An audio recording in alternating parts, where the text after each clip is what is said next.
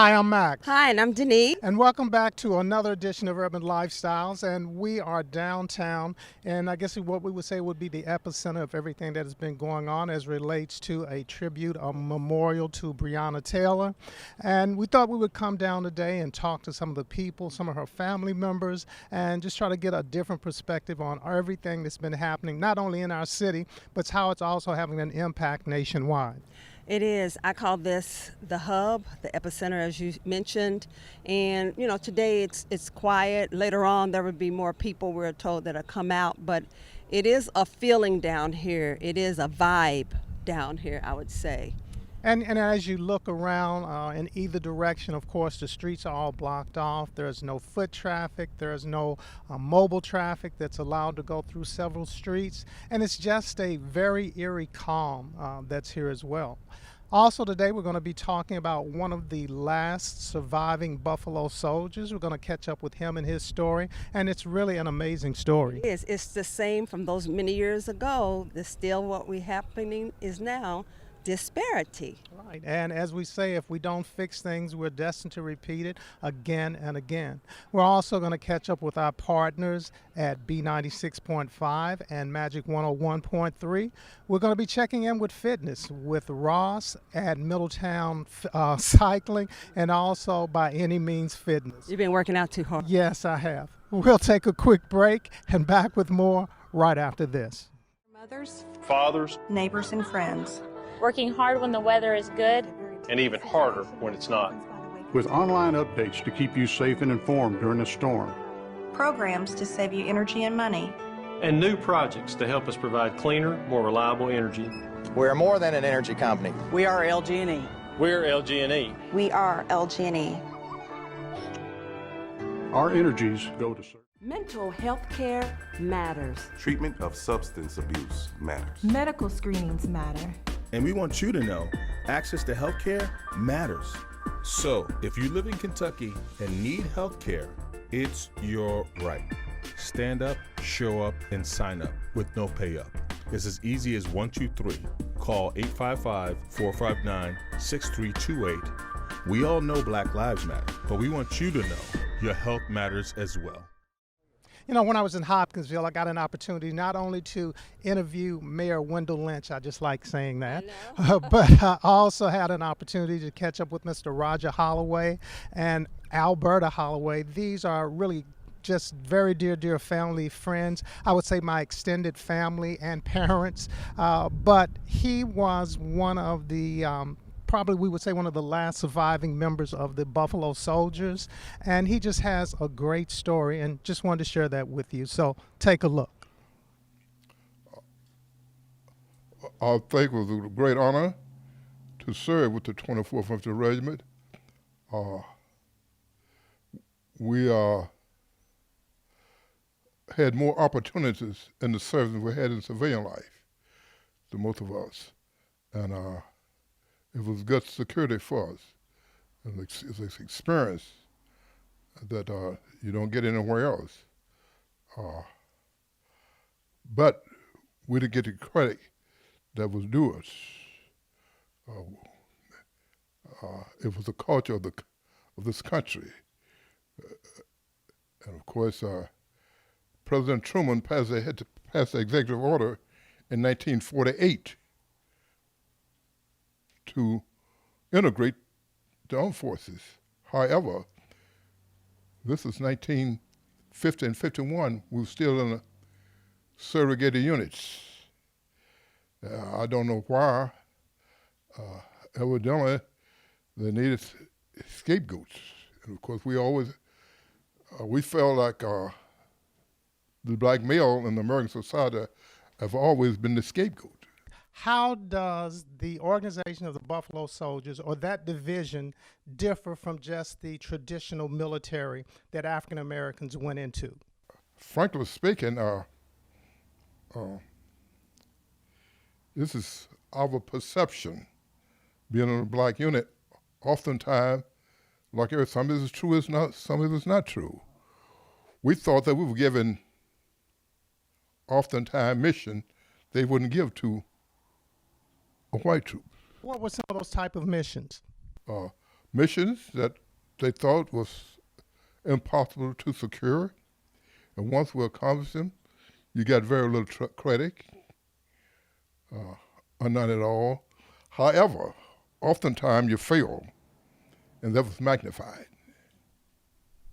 So being a part of the Buffalo Soldiers, did that make you all a specially knit, close group?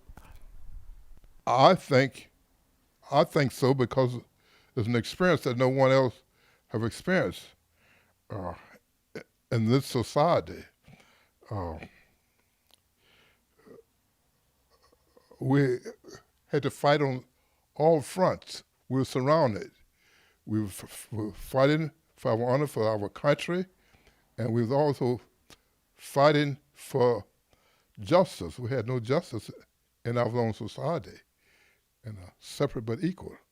We was always number two. We had number two swimming pool, number two PXs, number two NCO clubs, number two officers club, and so we was always on the back burner. Of course, you don't feel too well. When you love your country, you will really appreciate them to love you back. And but that's haven't been forthcoming. Here we are, we're in 2020. You're still one of the surviving members of the Buffalo Soldiers. And I know that you all have traditionally got together for annual reunions. What's it like when you get together with those group of fellows that you served with back so many years ago? It is unreal, something that you seem like we're crossing over. And it's a feeling that that you really can't describe, because we are witness and going through experience things that it's beyond words, and of course uncertainties, and we finally made it. Phil finally made it back, and we got to tell the story of the one that didn't make it back. Those guys, they'd never seen, they never had a chance to ride on the front of the bus. Most of us from the South, to ride in the back of the bus. You had the customs, everything was separate, but equal. And of course, our education was even separate. And so, and our education in the air regiment was very low. I'm afraid to say, but it wasn't our fault. It was a society fault, because they oftentimes seemed like we was prepared to fail. What were some of your duties and responsibilities when you served with the Buffalo Soldiers? First 23 days was with the line company, Company E, the 2nd Battalion of the 24th. And the first time I really seen inhumanity to man. The first time I was in combat, in-experience combat. And in my opinion, this is my opinion, the United States government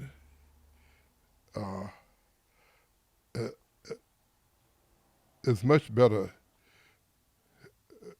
than it was a few years ago.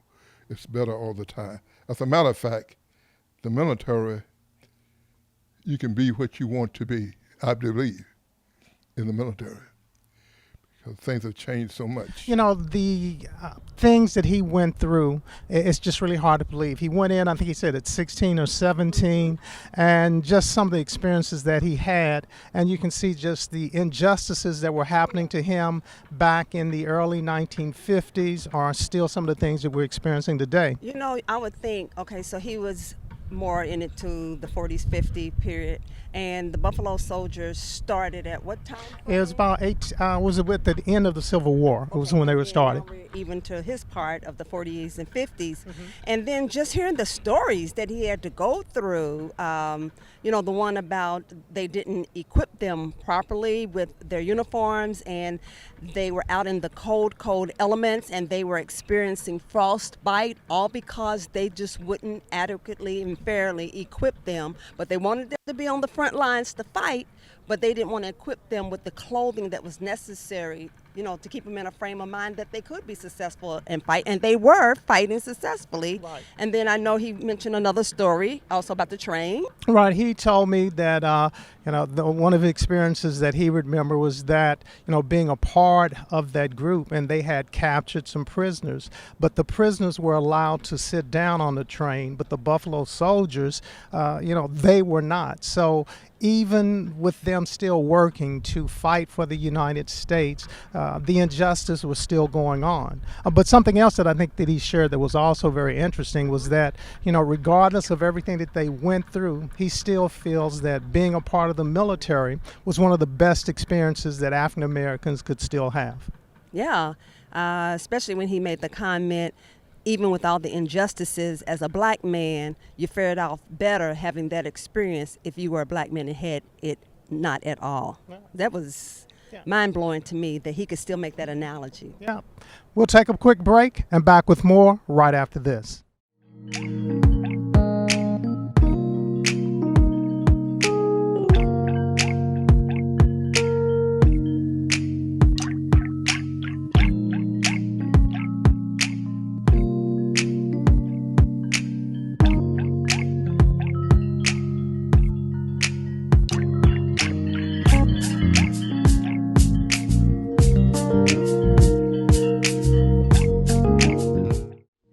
My name is Michelle Jones, and I'm in customer care. I've been with the organization since August, so August the 4th will be my anniversary. Well, Drops of Kindness is a Louisville Water Company's version of being, or another version of being socially responsible. It's serving the community. Right now, everyone is suffering through the virus, through economic issues, not being able to pay their bills on time. Everybody is getting behind, even customers that previously always made their payments on time. So Drops of Kindness is us being socially responsible, offering some options, and the options being a pay plan, so that this is uniquely customized by the customer. They're telling us when they can pay and how much they can pay. I mean, it's structured weekly, bi-weekly, or monthly payment plan, but it's given them the opportunity to consider everything else that they have going on, their rent, their other bills, even their current water bill, but it gives them the opportunity to get caught up. Well, the responses are quite favorable because they're in trouble. They know that they have this high water bill that's looming over their head, and they're concerned about keeping their water. So they're quite favorable. We've sent out communications, and we've got some information out in media. So they're reaching out to us, and we're reaching out to them. And they like it. They like being able to have a plan so that they can pay their bills, because they want to pay their bills. They just, right now, with people not working, with the cost of products being more, it's difficult for them. So they're anxious to pay their bills, and they're excited that we have a plan for them. For me, it's rewarding because I am customer service. It's what I do. I'm not in customer service by accident. So to be able to talk to people in good times, and it's happy, it smiles, that's good. But even when they're in the worst time of their life, I do find it rewarding to be able to meet them there, to speak to them at their level, to offer some solutions. So it's rewarding for me, because these are times when your customer service chops are put to test. So if someone wants to take advantage of or to learn more about acts of kindness, they just need to give us a call here in customer care, and we will work with them. It sometimes turns out to be a long call because we need them to look at the calendar and work with their budget, because it's important that they don't just select a random amount. It needs to fit in their budget so that they can be successful. So it's just a telephone call. We are very proud of the drinking water at Louisville Water. We have named it Louisville Pure Tap, so we're really proud of the quality of the water that we bring to you. It's safe. Having a voice matters. Equity matters. Justice and peace matter. Black lives matter. And we want you to know your health matters. So, if you live in Kentucky and need health care, it's your right. Stand up, show up, and sign up with no pay up. It's as easy as 1, 2, 3. Call 855-459-6328. We all know Black Lives Matter, but we want you to know your health matters as well. Hey everybody out there in Urban Lifestyles, I'm Ross with Milltown Cycling, and I'm with Alfred, a great customer, a friend of mine, and he has been getting into cycling and has just gotten to it this year with a group of friends, and I wanted to kind of ask him a few questions, and I thought that maybe it would help you, the audience, kind of understand what we do here and what cycling is like. So far, like getting into cycling, when you were a kid, did you have nicer bikes, or is this like more or less your first experience getting into the... What's the difference? Like, do you remember like having a bike when you were a kid? Versus... Yeah, definitely. When I was a child, all we had was like dirt bikes that we put together, and we just made our days fun with those type of bikes. But getting into cycling and the experience that I've had here with you guys is truly like a family experience. And one of the things I will say is I started back due to this pandemic with this lovely piece of equipment here, and I put about 1,200 miles on it so far. And just working with Ross and his lovely team here, they've given me all the insight that I really need to upgrade to better equipment to help me stay in shape, physically fit, and keep my mind mentally clear. And it's been awesome, and it's kind of, his experience is pretty standard. A lot of people start with more of the hybrid style of bike here, and that's great when you're getting, ride the parklands, wanting to do 10, 20-mile rides. But if you cycle and you progress, very quick you're going to get beyond that. And one of the things that he doesn't want to do is kind of make it too not fun. So you didn't want to get the drop bars, right? Correct. And what have you found these bikes fairly comfortable with your bag and everything? Definitely.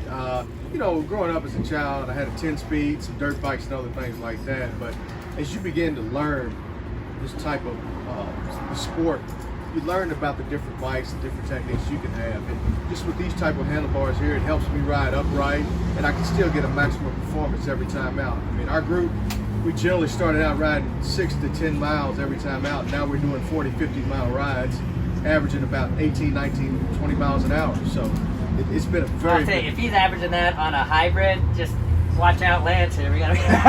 But this is kind of funny. These bikes look very similar. But so this is called the Escape, and it's more of a fitness hybrid. This is what we would call a flat bar road bike. It's called the Fast Road.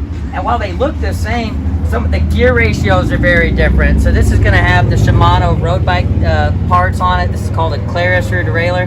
But the point of which, the pedaling is going to be much more efficient on this, where he may run out of gears on that bike and feel like he really can't get the speed he wants. The faster gear is going to be a little bit faster on this, and this is still going to give you the range to go around. One of the things too, as you're growing as a cyclist, your first bike's probably going to be your first bike, and he's just into this, so this is his second bike, but who knows where he's going to end up. Have you found us to be pretty fair with the trade-ins and everything? Yeah, you guys have been phenomenal. I mean, I've went to a lot of bike shops, and I've even purchased bikes for some other stores on Bardstown Road, but I won't go anywhere else. This is home for me, and I suggest this be home for you guys as well. Bring your friends, family, and everyone here. Thank you, man. I appreciate it. Well, thanks, Urban Lifestyles. If you get a chance, come check us out. Like us online. Hey, and by the way, there's a new store on Bardstown Road coming soon.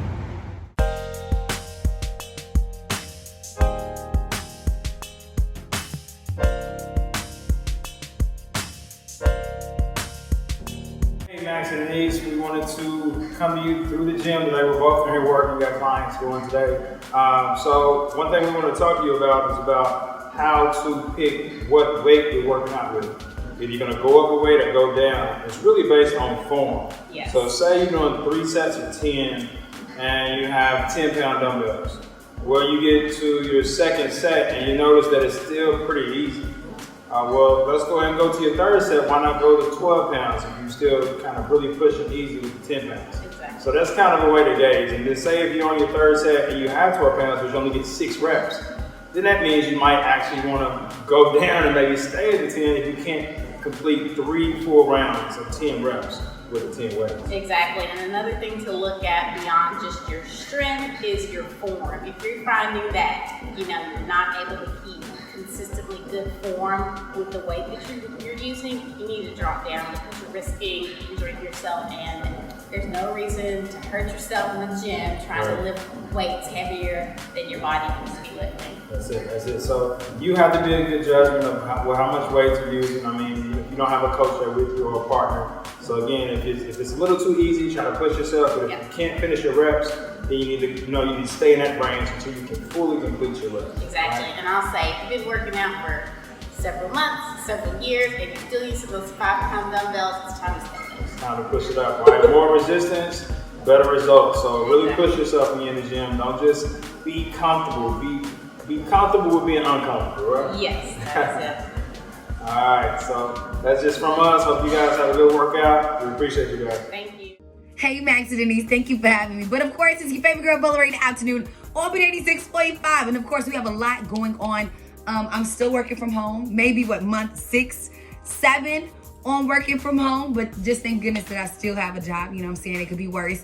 But talking about it, second stimulus didn't come, but Nick Cannon did, all right? $1,000 a day is starting, 18 keywords a day.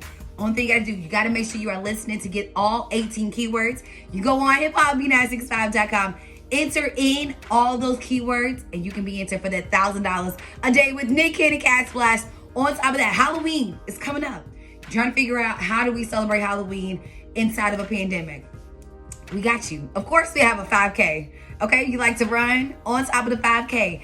After the 5K, we have a kids candy dash ready and waiting on them. So of course, we want to see the babies in their costumes. We want to see you in your costumes or running. So only thing you got to do to get registered for that, head over to hiphopb965.com. It's all there, ready and waiting on you. But thank you so much, Max and Denise. I got you. Thank you. We're back to them. You know, we are here down at Injustice Square. We see a little clips here and there on the news, but we have an opportunity to speak to some of the people here and just to get their thoughts being up close and personal. And let's take a look. So as we are down here as what I call the epicenter, just a few folks here, and I just wanted to get a quick chat in, and I have Miss Kim Nelson. And Kim, welcome to Urban Lifestyles. Thank you for stopping and talking with us. Tell me about your thoughts in regards to the climate and what's going on and why you're down here. Well, I'm down here because my son has been down here for the last 100 and some odd days, taking a stand for racial injustice and police reform.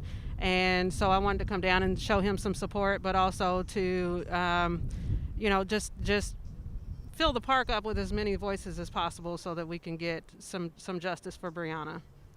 Well, you mentioned having a son. What are your thoughts about having a son and being in this type of racial climate? For me, it's terrifying because my son is black. So it's been terrifying since as far back as I can remember, when I've had to tell him that he can't do the same things as his friends because it's possible that, the police are not going to respond to him the same way that they do his friends. And that when he was a teenager, I constantly had to tell him there are certain ways that he has to respond if he's pulled over by the police that his friends may not have the same response to, that he doesn't have the same liberties as everybody else. And that's not right. We shouldn't have to be able to, our kids should be able to drive down the street and get pulled over just like everybody else. Well, we're still down at the memorial for Breonna Taylor, and I'm here with the people that make this happen. They've been out here since the beginning. I'm here with Neil Robertson, Mama Rose, and someone else who has just joined us, and Akeem. And welcome to Urban Lifestyles. So, of course, everybody is upset, devastated about the verdict, the tragedy, and everything that has happened. But what was the inspiration that made you all start this in terms of creating this memorial here? In honor of Breonna, because no one, black, white, brown, crippled, or crazy, should get shot coming out of their sleep, in their home. So in honor of her and all black women, our lives do matter. And obviously they don't matter to Metro government. So we're going to stand in solidarity until we get justice, because what they gave us was no justice. So we know the verdict that came out. So what is it that we hope to accomplish that you would like to see happen differently? We want some people fired. We want reform. The police should be held accountable just like us.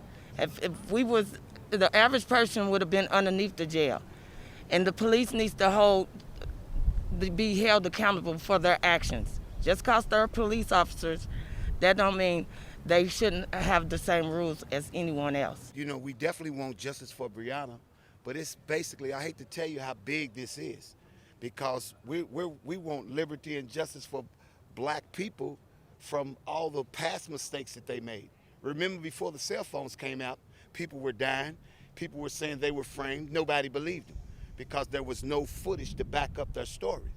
So me personally, I can't sit and tell you that the people should remain peaceful, for them not to destroy the city. I mean, I'm not advocating that, saying to do it, but if it's done, you know, the blood's on the mayor's hands, the blood's on the governor's hands, the blood's on the police department's hands, the blood is on all the people's hands who's been doing these incorrect things. Well, let's keep it real. Who's been murdering black people for years and centuries. So at some point, right, the boiling point is turned over. You know, we see a lot of anger, and if you're of a certain age, like a baby boomer plus, you've seen and experienced some of the social injustices. Because myself, I can remember when we boycotted 4th Street for Easter back in the 60s. It was action that we had to take, and that was basically financial. But now I wonder, with the young people, what are some of their thoughts and some of their attitudes about it? And I have some young people here, Robbie and Hakeem. And Robbie and Hakeem, welcome to Urban Lifestyles.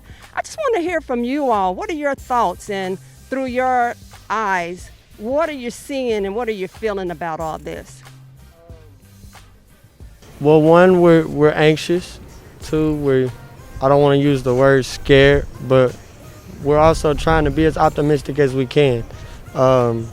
We got a lot of people that are coming into town and giving us all a bad name, and we got to deal with that. But we also have to deal with the way that we're being treated by the LMPD, and we also have to worry about the 3, armed militia groups coming in and potentially harming one of us. So we're scared, we're fed up, but we're determined. Our thoughts go out to the family, and we want to definitely keep them in our prayers. Yes, definitely, and keep the support. And we're all in this together, and we want to do it the best way to get the best results. And it's not over. I mean, far from that. Yeah, I don't like the results of the trial, but I wasn't surprised because I just felt nothing was going to come out. But it's coming. Just hold on. Well, you know what? I think that's our show. Oh, and that's our time. And we'll see you back here next time on Urban Lifestyles. Bye-bye. Bye.